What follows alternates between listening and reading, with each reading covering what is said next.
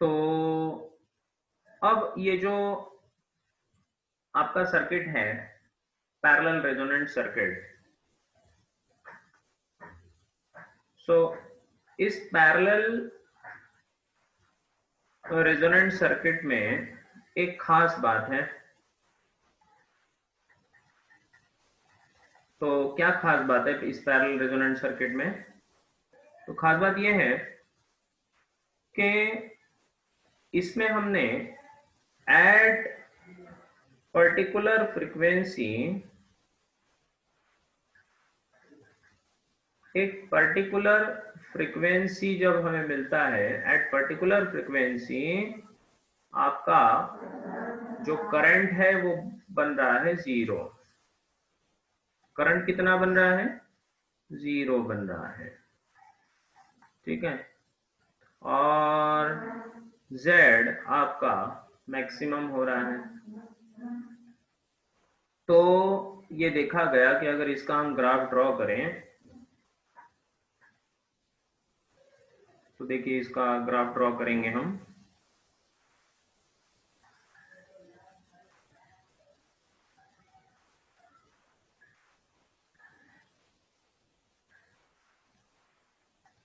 तो इसका ग्राफ अगर हम ड्रॉ करेंगे तो ये देखा गया कि इसका जो ग्राफ है, ये ग्राफ में y एक्सिस पर हम कंसिडर कर रहे हैं करंट,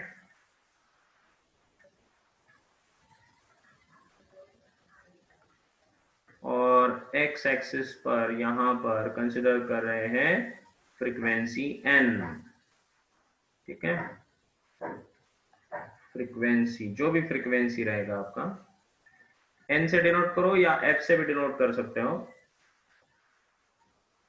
तो एक पर्टिकुलर फ्रीक्वेंसी पर ही ये जीरो करंट दिखाता है, मतलब मिनिमम करंट दिखाता है। बाकी सारे फ्रीक्वेंसीज के लिए देखा गया कि ये जीरो करंट नहीं दिखाता।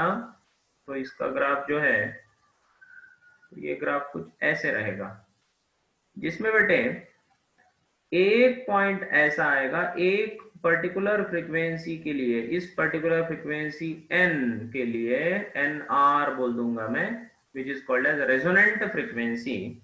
उसके लिए करंट बन रहा है आपका मिनिमम या जीरो, ठीक है। करंट कैसा बन रहा है? मिनिमम बन रहा है, ठीक है। लेकिन बाकी सारी फ्रीक्वेंसीज के लिए करंट आपका जीरो नहीं है, मिनिमम नहीं है, ठीक है। तो एट रेजोनेंट फ्रीक्वेंसी एनआर क्या है? NR is the resonant frequency, resonant frequency है। तो बस एक ही ऐसा फ्रीक्वेंसी है जहां पर करंट आपका मिनिमम हो रहा है। करंट कैसा हो रहा है बेटे? मिनिमम हो रहा है। क्लियर? क्लियर हो गया ये सबको? अब इसका यूज कहां होता है, इसको जरा ध्यान से देखते हैं, इसका एप्लीकेशन क्या है। What is the application of this? तो इसको कहा जाता है रिजेक्टर सर्किट। इसको रिजेक्टर सर्किट कहा जाता है। अब ये रिजेक्टर सर्किट क्या होता है, इसको जरा ध्यान से समझना पड़ेगा हमें। रिजेक्टर सर्किट क्यों बोलते हैं इसको? रिजेक्टर सर्किट का मतलब होता है कि आपका जो एसी है, इस एसी की दिया हुआ फ्रीक्वेंसी में बस एक ही ऐसा फ्रीक्वेंसी है जिसके लिए करंट जीरो हो जाता है। मतलब उस फ्रीक्वेंसी के लिए आपका सर्किट फ्लो नहीं करता, वो रिजेक्ट कर देता है उस फ्रीक्वेंसी को। नहीं समझे? इस एसी के बस एक ही फ्रीक्वेंसी के लिए ये अपने करंट को मिनिमम कराता है, जीरो कराता है। बाकी सबके लिए सर्किट एज इट इज चल देता है। इसीलिए ऐसे सर्किट को रिजेक्टर सर्किट कहा जाता है। क्या कहा जाता है? Rejector circuit. It selectively, select करता है ये खुद ही, it selectively rejects the frequency particular frequency from the given set of frequencies, है ना। तो दिए हुए फ्रीक्वेंसी सेट में से ये अपने आप एक पर्टिकुलर फ्रीक्वेंसी को रिजेक्ट कर देता है, ठीक है, इसलिए इसको रिजेक्टर सर्किट कहा जाता है। ये रिजेक्टर सर्किट कहाँ काम में आता है? So it is widely used in many electronic equipments, है ना, जैसे टीवी ब्रॉडकास्ट है, ठीक है, टीवी या फिर कोई भी अलग ब्रॉडकास्ट होते हैं, ठीक है, तो जैसे रेडियो है, ठीक है, तो इनमें ये यूज होता है। कैसे? तो देखिए, तो इनमें क्या किया जाता है, जो एंटेना होता है बेटे, अब आपका जो एंटेना है, this particular antenna, it gather so many vibrations, है ना। तो उसमें से अगर आपको पर्टिकुलर फ्रीक्वेंसी रिजेक्ट करना हो कि उस पर्टिकुलर फ्रीक्वेंसी से हार्म हो सकता है हमें, तो वो पर्टिकुलर फ्रीक्वेंसी यहाँ पर रिजेक्ट की जाती है ना।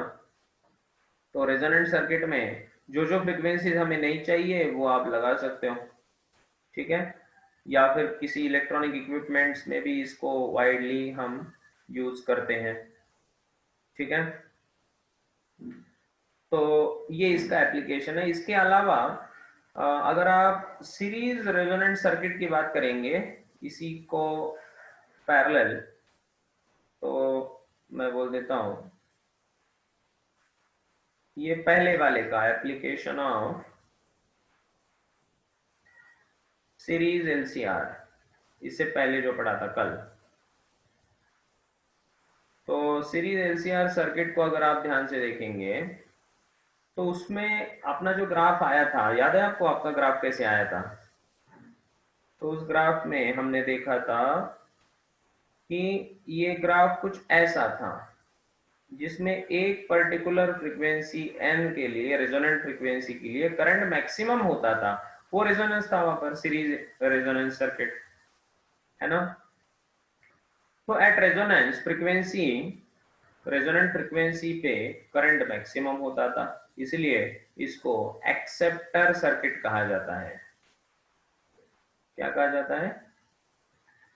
एक्सेप्टर सर्किट इसको कहा जाएगा। एक्सेप्टर सर्किट का मतलब है कि it selectively accepts the particular frequency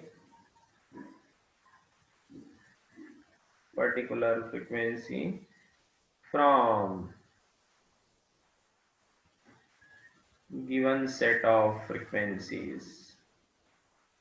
तो बस एक ही फ्रीक्वेंसी के लिए इसका करंट मैक्सिमम हो जाता है, बाकी सबके लिए ये करंट का वैल्यू एक लेवल से कम ही रहता है, ऑलमोस्ट जीरो ही रहता है, ठीक है। तो इसीलिए इसको सेलेक्टिव एब्जॉर्प्शन भी कहते हैं, या सेलेक्टिव एक्सेप्टर सर्किट, ठीक है। तो टीवी में और रेडियो में ये तो काफी इंपॉर्टेंट होता है, क्योंकि हमें क्या करना रहता है, बहुत सारे फ्रीक्वेंसी के बैंड्स रहते हैं, है ना। जैसे एफएम में आपने देखा होगा, है ना, जैसे रेड एफएम है या रेडियो मिर्ची है या कोई भी है, तो ये जो सारे अलग अलग चैनल्स है, अलग अलग चैनल्स का फ्रीक्वेंसी अलग अलग होता है, जैसे 98.3, 91.5, है ना, 92.3 एंड सो ऑन, है ना, वो बोलते हैं ना 98.3 एफएम, राइट। तो अलग अलग फ्रीक्वेंसी जो होती है वो मेगाहर्ट्ज में होता है एक्चुअली, एफएम का फ्रीक्वेंसी मेगाहर्ट्ज, ओके। तो अलग अलग फ्रीक्वेंसीज हमें रिजेक्ट करके बस एक ही फ्रीक्वेंसी को अगर एक्सेप्ट करना है, तो उसके लिए इस सर्किट का उपयोग हो सकता है, ठीक है। तो इस तरह काफी इंटरेस्टिंग है कि हम सेलेक्टिव एब्जॉर्प्शन और सेलेक्टिव रिजेक्शन किस तरह कर सकते हैं दिए हुए पर्टिकुलर सर्किट में। Is it clear? ठीक है।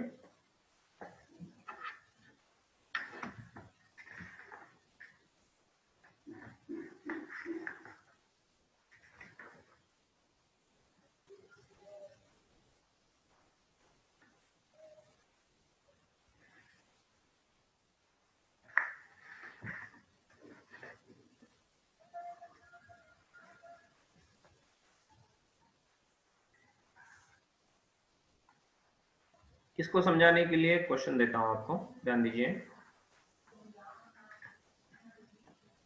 ए radio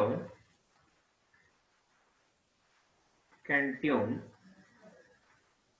over the frequency range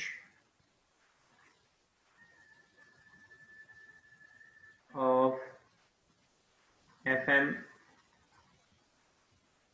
in megahertz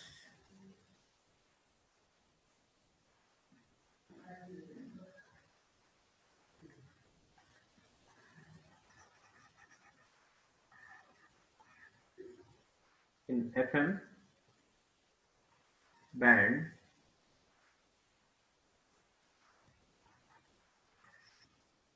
between 800 kilohertz to 1200 kilohertz if LC circuit has an effective inductance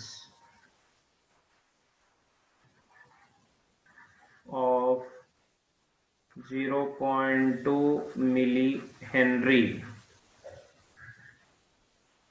What must be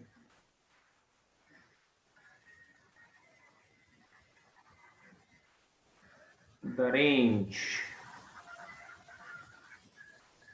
of its variable capacitance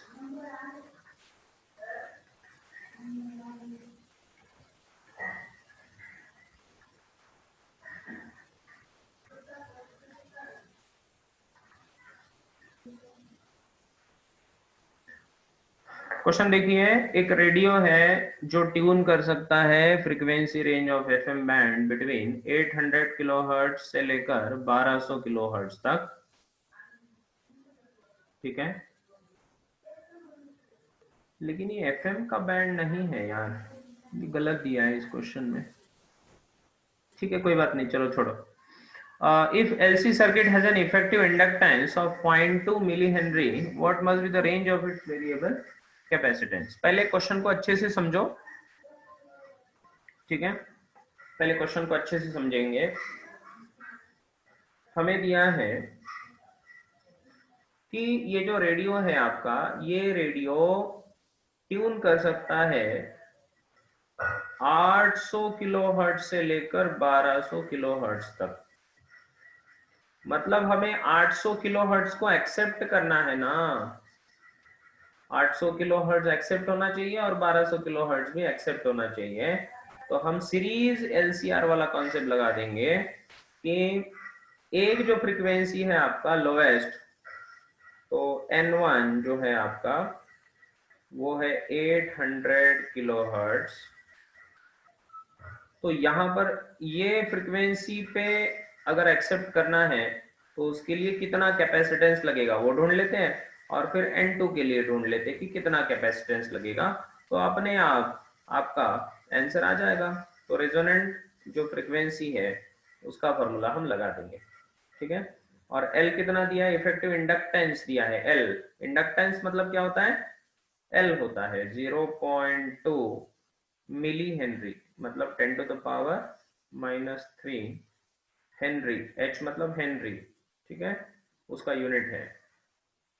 तो आइए इसको सॉल्व करते हैं। सबसे पहले N1 के लिए, ठीक है। सो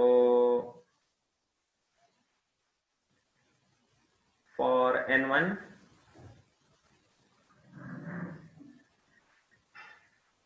की अगर बात करें तो हमें पता है रेजोनेंट फ्रीक्वेंसी का फॉर्मूला क्या होता है, N = 1/2π √LC। तो N1 अगर 800 किलो मतलब 10⁻³ हर्ट्ज = 1/2π √L मतलब कितना तो L दिया है 0.2 इंटू 10⁻³ इंटू C। हमें C ढूंढना है, दोनों साइड में स्क्वायर करा देंगे। So squaring both the sides, ठीक है।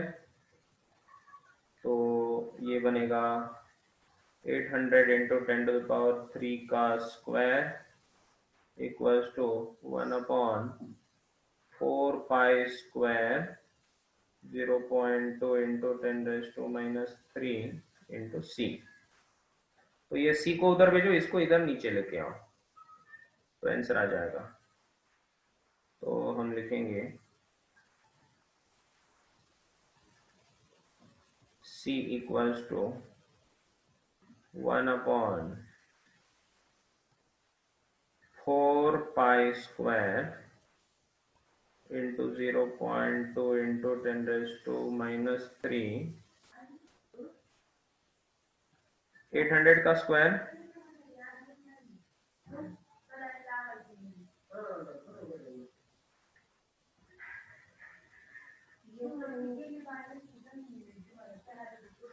Ten to the power 6।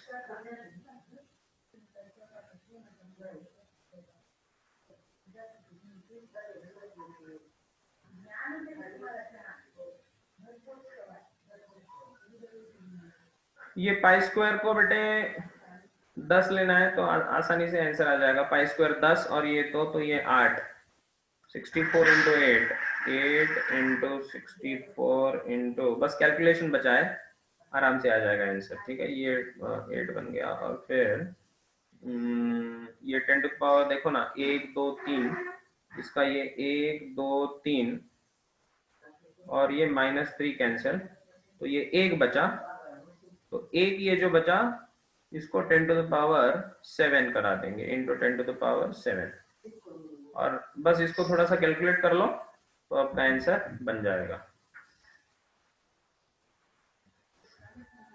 Clear? इस तरह तो ये बनेगा C1, और C2 ढूंढने के लिए क्या करना पड़ेगा? वही करना पड़ेगा, बस एक चीज चेंज करनी है। C का वैल्यू जो हमने कंसिडर मतलब आपके फ्रीक्वेंसी का जो वैल्यू कंसिडर किया था 800, तो उसकी जगह बस 1200 लेना है, तो दूसरा C का वैल्यू यहाँ पर मिल जाएगा, और दूसरा C का वैल्यू और पहला C का वैल्यू में ये रेंज बनेगा। इसी को कैपेसिटर का वेरिएबल रेंज कहा जाता है, जो रेजोनेंट फ्रीक्वेंसी में काम आएगा। कुछ समझ में आया? Is it clear to all? Okay, करिए फटाफट।